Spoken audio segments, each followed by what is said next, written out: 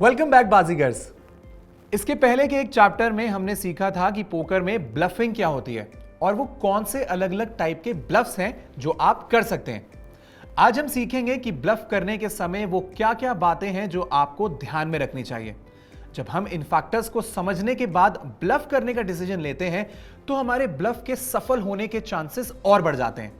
यही नहीं, इन फैक्टर्स को ध्यान में रखने से हम बिना किसी सोच और कारण के ब्लफ करने की बुरी आदत से भी बच जाते हैं।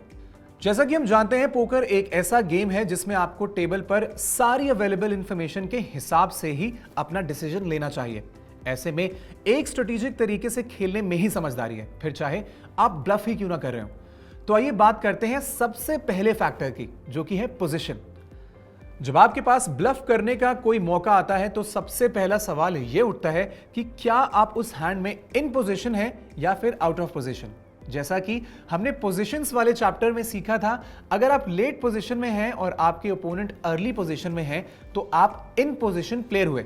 ऐसी सिचुएशन में आपके ब्लफ का सफल होने का चांस थोड़ा बढ़ जाता है, क्योंकि आप अपना डिसीजन अपने ओपोनेंट का एक्शन देखने के बाद ले रहे होंगे।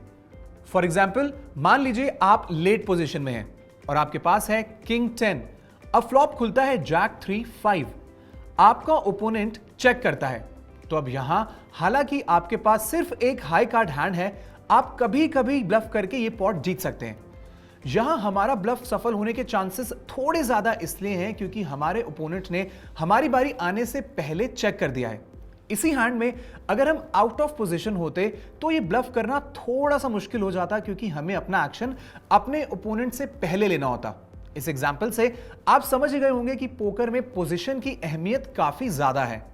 दूसरा फैक्टर है प्लेयर्स की खेलने की आदतें।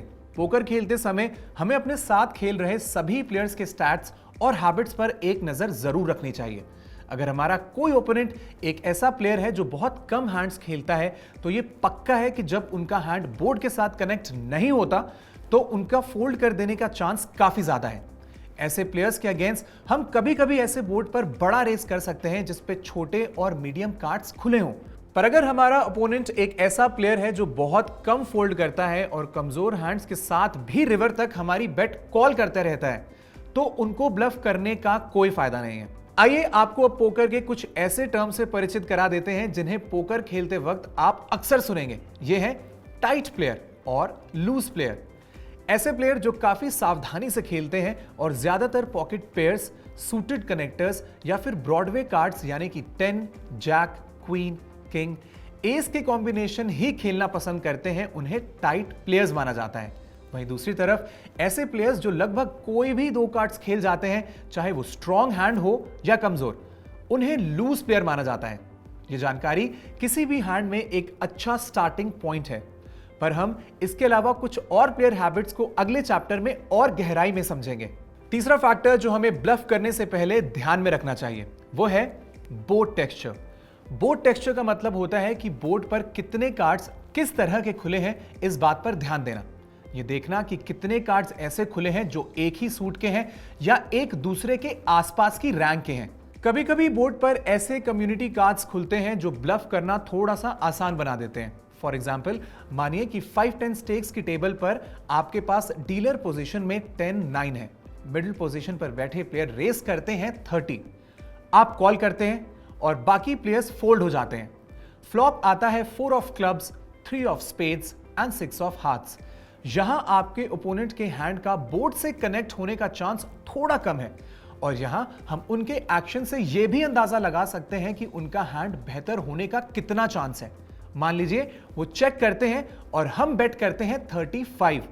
यहां हम अपने ओपोनेंट को एक मुश्किल स्थिति में डाल सकते हैं, क्योंकि ये बेट करके हम उन्हें यह बताना चाह रहे हैं कि हमारे पास इस बोर्ड पर एक स्ट्रॉन्ग हैंड है। यहां हम आसानी से उन्हें एक ऐसा हैंड फोल्ड करा सकते हैं जिसमें 2 बड़े कार्ड्स हों। अब एक और एग्जांपल में मान लीजिए किसी हैंड में 3 of clubs, 4 of clubs, 5 of diamonds, 6 of diamonds, 8 of spades जैसा बोर्ड खुलता है, जहां किसी भी 2 या 7 से स्ट्रेट बन सकता है।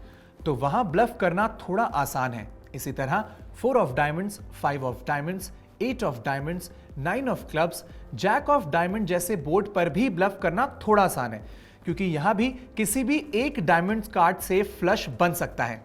नोट कीजिए, हमने यहां आपके हैंड के बारे में बात नहीं की। वो इसलिए क्योंकि कभी कभी जब आप प्योर ब्लफ ही कर रहे हैं तो आपके हैंड में क्या कार्ड्स हैं उससे ज्यादा फर्क नहीं पड़ता। एक आखिरी चीज जो आपको ब्लफ करते समय देखनी चाहिए वो है कि पॉट के अंदर कितने चिप्स हैं और आपके ओपोनेंट के पास कितने चिप्स बचे हैं।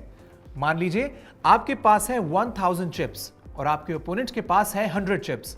यहां आप फ्लॉप पर 90 चिप्स बेट करते हैं और आपका ओपोनेंट कॉल करता है। अब टर्न पर आप ब्लफ करना भी चाहें तो आपके ओपोनेंट के फोल्ड कर देने की प्रोबेबिलिटी बहुत कम है, क्योंकि उन्होंने अपने स्टैक का 90% अमाउंट पहले ही पॉट में डाल दिया है। यहां आप तभी जीत पाएंगे जब आप अपने ओपोनेंट से बेहतर कॉम्बिनेशन बना सकें, ना कि ब्लफ करके। तो दोस्तों, ये थे वो कुछ फैक्टर्स जो आपको ब्लफ करते समय ध्यान में रखने चाहिए। जब आप ऐसा करेंगे तो आप अपने जीतने के चांसेस काफी बढ़ा देंगे। हमारे साथ पोकर स्कूल में जुड़े रहने के लिए धन्यवाद। मिलते हैं अगली बार एक नए टॉपिक के साथ।